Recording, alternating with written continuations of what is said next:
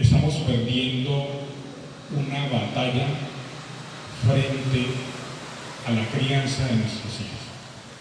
Y le voy a hacer un panorama muy superficial, no a título de chisme, sino a título de prevención. Y la idea es que nos pongamos en la tarea de prevenir. Tenemos casos de consumo de alucinógenos en niños de 8 años, en un municipio que es raro o es poco común. El año pasado en esta institución encontramos, en una jornada que hicimos con la policía de Barranca Bermeja, una comisión especial, encontramos alucinógenos en muchos o en varios alumnos de aquí de la institución. Unas papeletas de color verde, realmente no recuerdo el nombre específico, pero era un alucinógeno.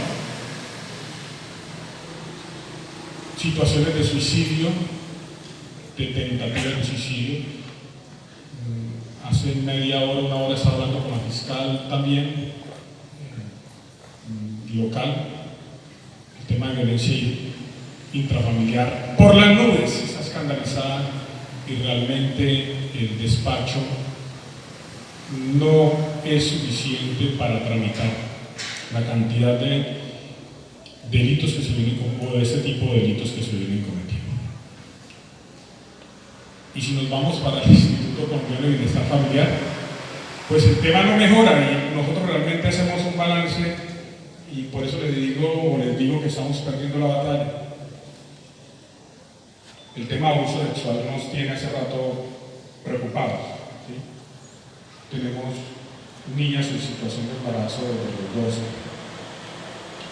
Tenemos niños, niñas y adolescentes que comienzan su vida sexual muy temprana. El consumo sumado o aunado al tema del consumo de alucinógenos. Tenemos casos de, una cosa es el abuso y otra cosa es la violación, y tenemos casos de violación también en el municipio. Eso quiere decir que también la Fiscalía, en este caso la Fiscalía Seccional, también tiene disparados, pues digamos que los indicadores por abuso sexual. Nosotros somos el municipio sui generis del departamento de Boyacá. Aquí sucede absolutamente de todo, que en otros municipios del departamento se escandalizarían, ¿sí? Por ejemplo, el tema de homicidios, el municipio de Puerto Boyacá lleva la bandera. El índice de enfermedades de transmisión sexual, que nosotros somos los primeros. En materia de abuso sexual, pues también llevamos la bandera, ¿sí? Y ese tema, sobre todo para este año, tiene que estar, y con la nueva administración, de alguna manera articularnos para hacerle frente a toda esta situación. Realmente no podemos hablar de terminar el problema, sino de hacerle barrera al problema, ¿sí? Yo que le sugeriría desde aquí a los progenitores de los niños, niñas y adolescentes de ese colegio: primero, acatar el reglamento o manual de convivencia de este colegio, ¿sí? Cuando uno suscribe la matrícula, pues se adhiere o acepta el manual de convivencia que tiene el colegio. Digamos que ese es el primer compromiso. Y hay que tomarnos de alguna manera la tarea de leernos un poquito, y ahí hay unas reglas que dicen, por ejemplo, la entrada es a X horario, la vestimenta del estudiante tiene que ser de esta forma, ¿sí? De la profesora, ahí quizás es la que más, de pronto, en buen sentido se quejan, porque es la que más, digámoslo así, le pone orden a la casa. ¿sí? Y en una conversación el año pasado con estudiantes de 11 uno no comprendía cómo estudiantes alegaban también su derecho a la autodeterminación o al libre desarrollo de la personalidad, de tal forma que podían venir con una cuarta de la falda, aretes poco normales para recibir educación, y ahora sí, el maquillaje. Y entonces pues, la queja nos llega a nosotros y nos dice: venga, es que desde el colegio nos están vulnerando unos derechos, y se nos olvida que cuando asentamos matrícula o firmamos matrícula asumimos un compromiso y aceptamos un pacto, y ese pacto está en el manual de convivencia. Por supuesto que el niño, niña, adolescente tiene su derecho al libre desarrollo de la personalidad, pero de puertas para afuera. ¿Sí? ¿Y quién realmente nos puede ayudar a controlar esa situación?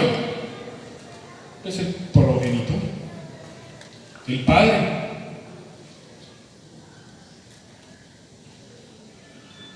Entonces, en ese sentido, eso es como un ejemplo, ¿no? Hay que aceptar la regla. Yo escucho muchas personas de mayor edad que dicen: es que antes el colegio era así, era estricto, los muchachos salían así, y a uno le pegaban y lo colgaban de un palo, lo dejaban amarrado y eso, y ahorita uno no puede tocar a un niño porque es que se le viene el bienestar encima. ¿Es así o no? Más de uno dice eso, todo el mundo se lo dice. Ahorita uno no le puede decir a un niño esto y esto y esto porque es que el bienestar encima. Que nos hemos convertido en los alcahuetas de los niños. Y yo creo que la transformación de esa mentalidad no ha sido solo de las autoridades, o mejor, no es que las autoridades hayamos dejado de hacer, es que los niños, niñas y adolescentes de esa época nos están ganando una batalla. Hay otros que le echamos culpa al exceso de derechos o a la permisibilidad en derechos. Pero el primer eslabón para el cumplimiento de las obligaciones está en el progenitor. El segundo eslabón está en la sociedad y el tercero en el Estado. Si usted de su casa, señor progenitor, comienza por echarse la culpa, bien sea a usted o al niño, y no al docente, porque es que siempre el docente me tiene rabia y lleva la mala al niño, y el proceso. Yo desde que entré, mejor dicho, la primera vez que yo me vi con el docente me lleva en la mala y me lleva la mala al niño. Ese es el tipo de narrativas que a uno le dicen. Yo no le puedo negar que todas las situaciones sean falsas,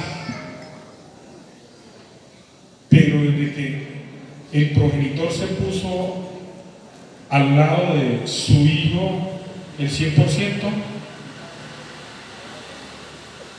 no nos ha permitido ejercer una buena educación. ¿Sí? Entonces el niño pierde el año y la culpa es del profesor. La culpa es del profesor. ¿Cómo se le ocurre al profesor pedir tantas tareas? ¿Cómo se le ocurre? ¿Quién se cree? Unas cosas que nos llegan allá que uno dice: no solo perdimos al estudiante, sino que perdimos al padre. Hombre, esculquen el bolso al niño, o al niña o al adolescente. Mire qué es lo que carga en ese bolso, para que después la policía los retene y no encuentren niños, niñas y adolescentes ingresando 20 kilos de marihuana, ¿sí?, en los bolsos. El año pasado fue fatal. Tenemos casos de mulas, niños de mulas por montones, y esos son los que detecta la policía. Y los que no detectan, ¿cuántos son? la primera responsabilidad en la crianza del niño y la niña y adolescente es del padre. No le echen la culpa al bienestar, no le echen la culpa al colegio. Yo tampoco puedo decirle que tengo la fórmula matemática o la fórmula mágica para decir que 2 moléculas de hidrógeno y una de oxígeno me dan agua. Eso en la crianza no funciona. Con la experiencia yo he aprendido, o les digo, que uno cría hijos pero no condiciones. Y usted le puede dar todo el amor al niño, le puede garantizar todos sus derechos: salud, vivienda, educación, todos los derechos garantizados. Y conozco adolescentes sumidos en la droga. ¿Y entonces qué pasó? Si lo hice bien, ¿qué pasó? Nos preguntan, ¿no? Pues créanme que nosotros tampoco sabemos la respuesta. Pero lo que sí sabemos es que en la mayoría de familias donde hay garantía de derechos, de ahí sale un buen muchacho. Si se garantiza la educación, vamos a tener un niño adolescente culturizado. Si se garantiza, bueno, garantizar la educación implica que los progenitores compren los cuadernos, porque las otras quejas, o sea, y nosotros como bienestar no solo tenemos 2 grandes líneas: una que es la de la primera infancia, los hogares infantiles, y de este lado que estamos nosotros, que es en protección, es garantizar la plena